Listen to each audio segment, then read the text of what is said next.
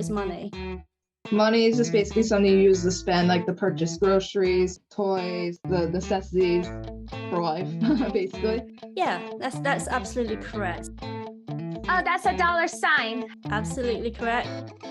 If you look at money around the world, it reflects its national identity. One uses plastic so you can kind of see through it. Wow, that's so cool. I'm just gonna draw the Focus Comet banknote. I chose Bob Ross. Kind of inspired me to do more painting and art. I really love the DeLoreans. I like the girls. Focus. I tried drawing my mama's. She loves mommy. Aww, I tried, my friend. cool. All right, you guys said wonderful. Did you guys have fun? Yeah? Yeah, I Give me a did. thumbs up. Yes, I had fun. Bye. See you next week. Bye.